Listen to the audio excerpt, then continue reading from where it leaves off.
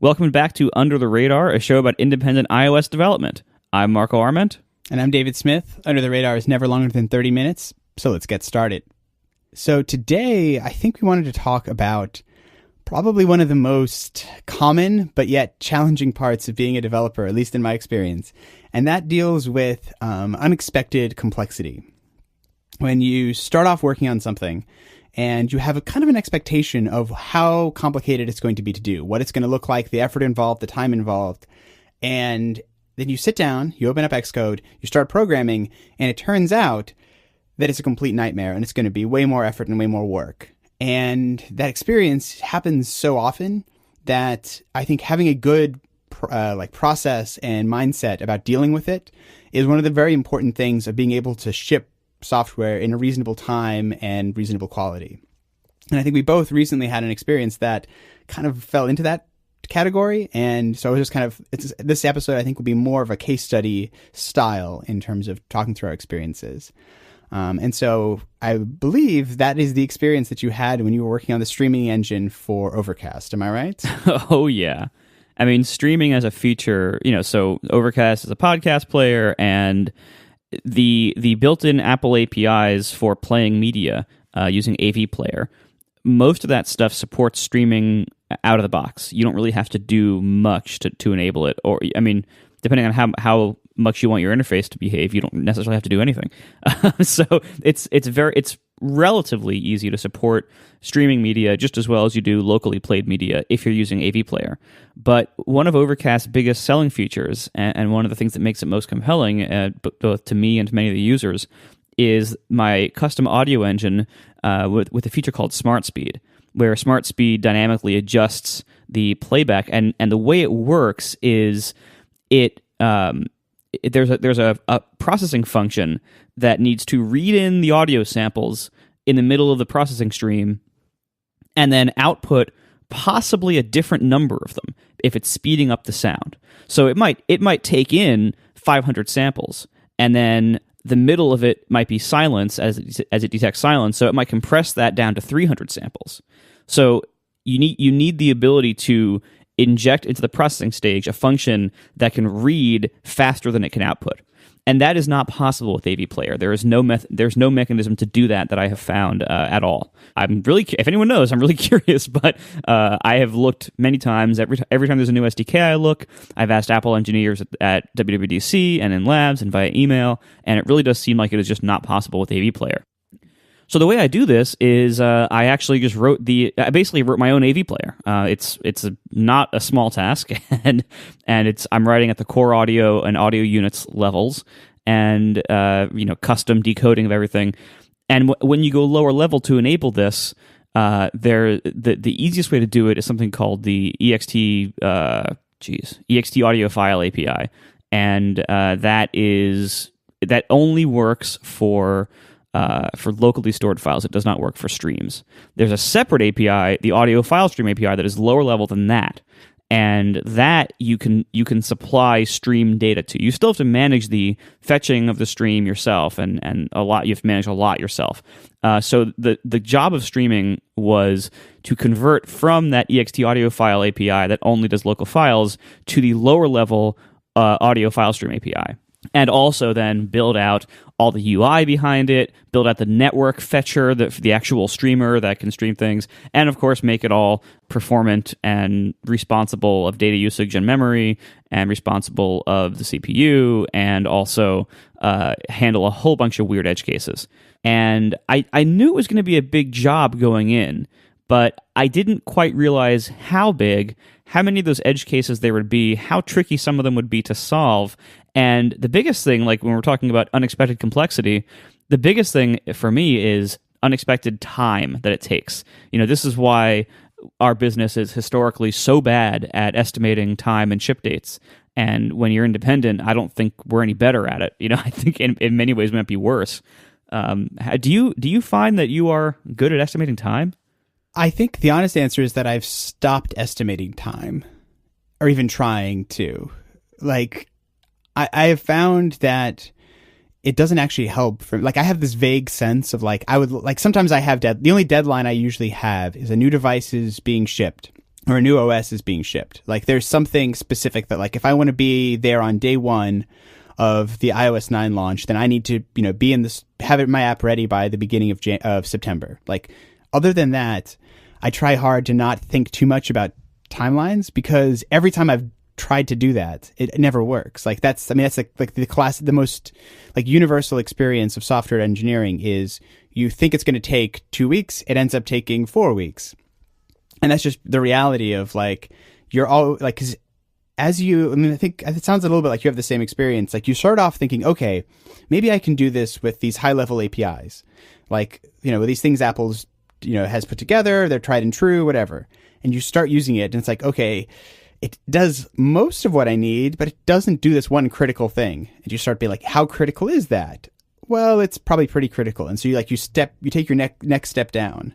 And then you take your next step down. And then before long, you're just like re-implementing all kinds of crazy stuff. And you have no way of knowing superficially what that's going to look, how many love stacks deep, how much rewriting and rebuilding of stuff you're going to need to end up doing to get what you're going to do. And so at the end, I was just like, I don't know. I'll just sort of hope for the best. And like, other than for iOS 9 things, and for those, I just tend to say like how much, like I'll just work until I run out of time and just try and structure what I'm working on such that I can like, not be half finished, have like half the things fully finished rather than all the things half finished. But yeah, estimating time is a complete nightmare, I find. Yeah, totally. And we're lucky that when we're working for ourselves on our own product, for the most part, our time estimates aren't that important because for the most part, only the users are demanding things, if anybody.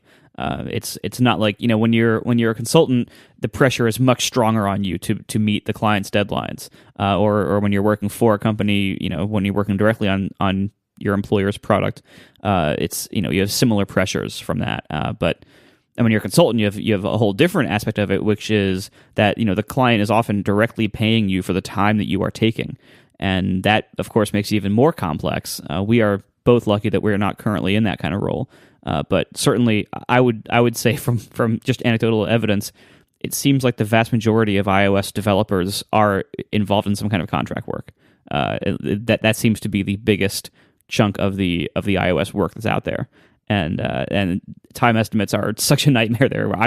We're both lucky that we can't really talk much about it because I haven't done it in forever, and even when I did it, I didn't do very much of it. And it's been a while since you've done consulting as well, right? Yeah, I mean, the last time I did regular consulting was probably 4 or 5 years ago, something like that. Like I started out as a consultant, that was what I was doing initially, but it's been a long time since that made up any kind of significant portion of my business. And like I learned very quickly when I was doing consulting, though, to not commit to time estimates in as much as I could, because you're always going to run into that. There's always some kind of complexity that you're not expecting. And if you don't plan for it, if you don't look at a problem and say like it's like the old rule of like whatever you think it's going to take, like multiply it by 3. Yeah, at least you're probably well off, but. I try as best as like the first rule, like you definitely have that experience when you start off consulting where you start to say like, oh, it's going to take that'll only be like a week's worth of work. And you commit to the client to do that. And then it never ends up being a week's worth of work. That's just the reality. I mean, with streaming, I had so many problems with, I started it, I think 3 or 4 times, and I would get down a certain path or try to approach it in a certain way, and realize that it was just never going to work. I was never going to be able to complete it in the way I was doing it, or it just was not working, or I had made too many mistakes, or I had made too many subtle bugs that I couldn't find at the very low levels. And so I would just scrap it and start over again. And when you're at a big time crunch, you don't usually have the opportunity to do that. And that can be a blessing and a curse. If you do that too much, then you're wasting a whole bunch of time. And it's never going to be perfect. It's never going to be exactly the perfect design, exactly what you want. And so if you have too many opportunities to cancel it and start over again, you're just going to kill tons of time. But if you don't have any opportunities to do that, which is often the case when you're under time pressure from a client, say, I feel like it's hard to get good quality work because you really do learn a lot if you try to do something, then get a chance to throw it away and do it over again. Yeah, because I think one thing that my experience, like whenever I've encountered these kind of problems, like where I'm trying to deal with something that ends up being really much more complicated than I think. Like I start off with a mental model for the problem that is straightforward. For example, the thing that I most recently ran into this with is I did a data syncing and merging algorithm for Pedometer++. So like it takes the steps from your watch and your phone and gives you a unified view of them in semi-real time, which is, at first I was like, oh, the mental model for this is great. There's HealthKit, right? I can just use HealthKit.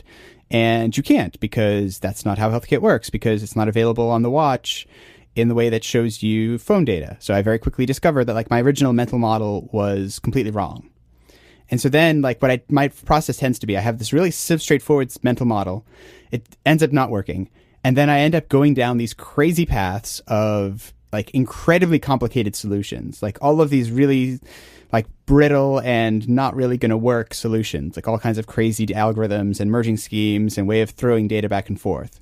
And you get to the end, and the times I'm most satisfied with my work, though, are when I end up, after all of that, with a simple solution again that is informed by all of those crazy paths down the way. Like you can learn the lesson and be like, okay, actually, I don't need to do all these crazy things. Now that I understand the problem fully from like top to bottom, I can say, okay, I don't need to worry about the data in all these crazy ways. I can just make all these sort of nice simplifying assumptions about how it is, because I've tested and verified that those work. And then I can build like a solution that's almost as simple as the one I started off with wanting to build. And then now that actually deals with all that complexity. And like whenever I'm able to go through that process, it's like it starts simple, it gets horrifically messy, and then it gets simple again. I know I'm doing it right. Yep. If ever I end up having to stop in that middle state where it's still really messy, like I know it's going to break. I know it's not going to work. Like it needs to be something that I could just describe to myself in just like a few sentences, or something's probably gone wrong. What kind of system did you end up with to address the WatchOS 2 or WatchKit 2 sync problem? Because, you know, as you are very well aware, and as some of our audience might be, you know, with WatchKit 1 apps were actually fairly straightforward and simple to make because they couldn't do that much, and because they were running on the phone in the app sandbox, in the same sandbox as the iPhone app, so that you could have a shared container, and the iPhone app and the Watch app could literally be reading and writing from the same data. And that's how I structured the Overcast Watch app, which is I just moved the database file, the SQLite file, into the app container. And then the communication between the Watch app and the phone app is limited only to basically commands and status updates. And all the data, the Watch app reads the data right off the database. And, you know, the phone just tells the watch when it has changed, and the watch reads it. So it's actually, you know, quite simple in that way, because there is no sync issue. If the watch can't reach the phone at the given moment, you just can't use the Overcast app, because it's all it is a remote control for the phone. So it's great. With WatchOS 2, that shared data container no longer quite exists the same way, or at all, really. It doesn't exist at all, yeah. Right. So with WatchOS 2, it is like you are running two separate apps, and you need to figure out how they're going to communicate with each other. And there's methods to do the basics, but there is no like automatic magical syncing that happens. So you have to deal with how these things synchronize their data yourself. That's one of the reasons why I haven't made an Overcast WatchOS 2 app. Why I just keep having the OS 1 app.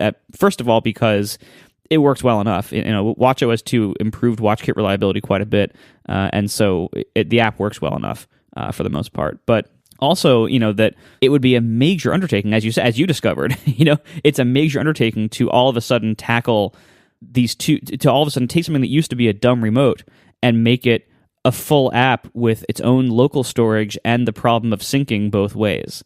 And so, you know, if you take the phone away and you have the watch off by itself somewhere playing podcasts somehow, which is its own separate bag of hurt of like, you know, how capable that is right now in WatchOS 2.0. But if you somehow do that, then you have to, upon reconnection to the phone, you have to sync up that data again and resolve possible conflicts. And it's a much larger problem than it seems upon first glance, because while the APIs and everything are all very similar to what they were in WatchKit 1, the data model is totally different. And that's where most of the complexity, I think, would lie. And I haven't yet decided that that's worth the investment. Apps for the Apple Watch are a whole separate topic, but I have found generally that I'm very scared to tackle that. This is one of the few times where I've spotted that complexity ahead of time, and and possibly wisely, I don't know, but possibly wisely, I'm avoiding it. Yeah, because I think what I've ended up having to do in WatchOS 2 is essentially you have to build two completely independent, can run on their own apps. Like the Watch app has to be able to run entirely on its own without being able to like phone home to the phone. And the phone app obviously needs to be able to run without the watch, which isn't that much of a stretch because that's what it does if you don't own a watch. And then you have to do these funny things because the communication between the two is not reliable, both in terms of sometimes the watch is just physically not close enough to the phone in order to communicate.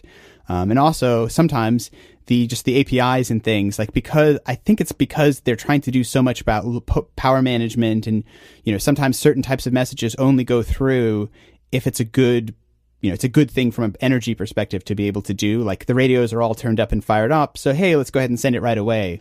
If they're not, maybe we'll wait and see if we are going to fire up the radio anyway for the next in the next second. If not, then maybe we'll do it. And so you have to build this system that makes no assumptions about being able to talk to the other part, but still gives your user a consistent experience across both. And that's where, like, for this project that I was working on, became like the really crazy thing, because like a pedometer in some ways is very simple. Like both devices have a motion processor on it that tell you how many steps they took in a particular time period. Like that's all they do, and that's most of what the app is doing. And so I could run completely independently in terms of like, if I could just showed you the watch's steps on the watch app and it just showed you the phone steps on the phone app, it'd be trivial. But what I want to be able to do is obviously merge those together and say like, which one is a better representation of what you're doing? And that is where all the crazy complexity comes in, because I had a couple of things that I was like, so many of like conflict resolution strategies don't really work in this scenario, because I can't just do simple things like who updated most recently or things, because if I can never, for example, make someone's step count go down. Like, I guess I could, but conceptually I've always had that be like a rule for the app, that if I ever, even if it was like slightly in error, if I ever showed you a step count, like for example, you hit your goal, right? Like you got 10,000 steps, confetti comes down from the screen, hooray, you did it. I don't want you to then like sync up with your watch and say like, oh, actually, now we think that you did 9,000 steps. Like that would be terrible, right? You have to withdraw somebody's confetti. Yeah, like, I'm sorry, your confetti now goes back up to the top of the screen and animate in reverse. It's like that'd be awful, right? Play like a sad trombone. Yeah, and so you have to, like, a lot of my syncing stuff is about saying like, what's the biggest number of steps that you've shown the user for the particular time period that we're looking at, and syncing that up so that if I ever needed to sort of add extra steps, I know what I need to add. And also I need to do that, but like, it's not just like as simple as like who's shown more, because the nature of these devices is like, which one of them is going to be showing you a better view of the user's activity probably at any one time. Like when I'm walking and pushing my daughter in a stroller, my phone in my pocket is going to be a better idea of how many steps I am, because my wrist is actually not moving. It's attached to a stroller pushing it along. But when my phone is like in a backpack or like my wife runs into this a lot, like her phone will be in her purse, but her watch is on her wrist. So then her watch is the better indicator of steps. And so it's like having to work out a scheme that is in real time dynamically working out which one, based on the information we have, which we may or may not have all the time, looking at the two data streams and merging them together. And like, that is what you end up having to like, that's the minimum threshold for having this thing work, is you have to have built a system that can do all that. And like, that was the complexity for me that just became like, wow, this is a whole bigger thing than I would ever had imagined it would be. Yeah. And that's like one of the things that makes these unexpected complexities so frustrating or so powerful, is that, again, they're unexpected. You have no idea when in a project you're going to hit something like this until you hit it. And so, like, the more experience you get as a developer or just as a person who lives in life, the more experience you get, it becomes a little bit more likely that you'll spot them ahead of time and be able to possibly either avoid them or at least like budget for them. But there's still always like stuff that you hit that's unexpected, and it can totally throw a project off. So like, one thing that I do to manage this is if I can tell something's going to be a big hairy mess, a lot of times I'll just cut the feature. I'll just avoid it. I'll say, sorry, that's not worth doing. With Overcast, I knew streaming was going to be a big deal, so for version 1.0, I just didn't include it. I couldn't ship it in time. I thought I estimated that it would be a better idea to ship the app without streaming than to wait another 6 months to a year to add streaming. That turned out to be correct. And in the case of my Watch app now, where I have the WatchOS 1 app, the WatchOS 2 app would be a ton of work and would be different and might not be better. It might just be different. I've calculated so far that at the moment it isn't worth investing the time in that, and it might never be. I don't know, but certainly right now it isn't worth investing the time in that. When I could instead be doing something with the same amount of time, I could instead be doing something like the Apple TV app, or a major new feature, or even a brand new app if I wanted to. Like you have to really decide what's worth sinking all this time into, and sometimes it isn't the big hairy problem in front of you. Sometimes that problem is best off just staying unsolved. That feature might be better off staying unimplemented, and or that app might be better off not being made, and you might be better off spending that time in other ways, because you can do a lot of low-hanging fruit in other parts of your app or as other apps in the same amount of time that you could tackle one big hairy problem in one app, and it might not be worth it. Our sponsor this week is Need. Go to neededition.com. Need is a curated retailer and lifestyle publication for the modern gentleman. Each week, Need launches new collections of exclusive clothing, literature, furniture, and more. Now, earlier this month, coinciding with the company's second birthday, Need launched an all-new site expanding its availability into 43 countries in Europe, South America, Asia, and the Middle East. Shipping is flat rate for all international orders and free for all orders to the US, Canada, and Mexico. And all returns are free, no matter where you are all over the world. This month, Need has launched 3 collections, including their holiday gift guide, featuring dozens of gift ideas for the holidays, many of which are under $40. Need is designed to be simple, straightforward, and uncomplicated.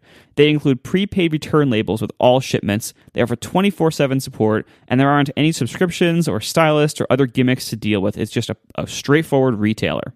Simply come along to neededition.com, peruse the latest collections, and shop. Or don't, your choice. For listeners of this show, use coupon code RADAR for 20% off. That is coupon code RADAR at neededition.com for 20% off anything. Thank you so much to our friends at Need for sponsoring Under the Radar.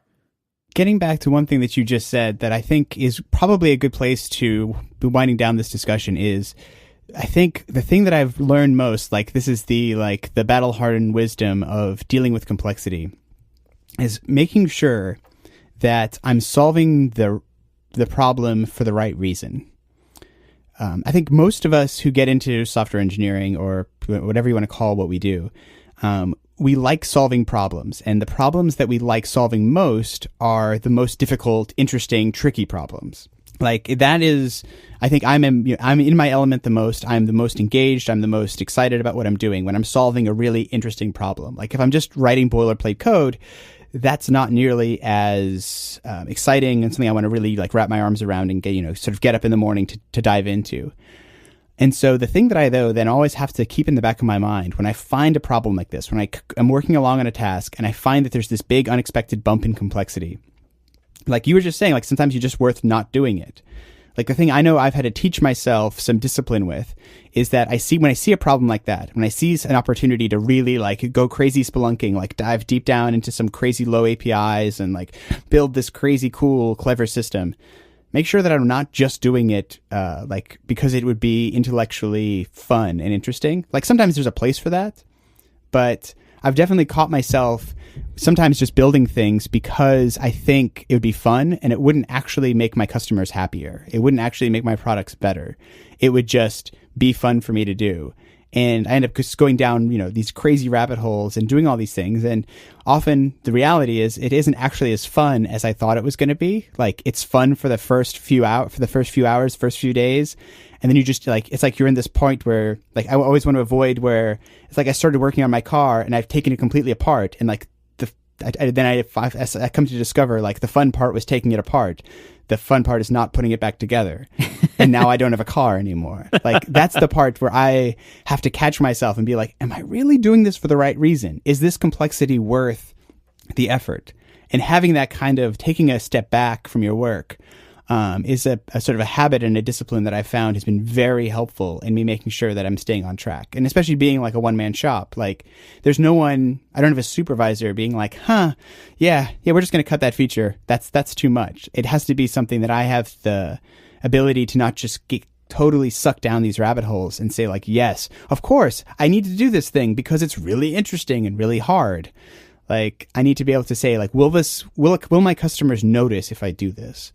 And if they won't, am I just doing this for myself? And if I am, that's kind of sometimes fun, but that's really not a way that you're going to be able to reliably ship quality products. You're just going to end up with a lot of kind of crazy half-built things that probably will end up making your app more complicated and harder to use for your customers in the end.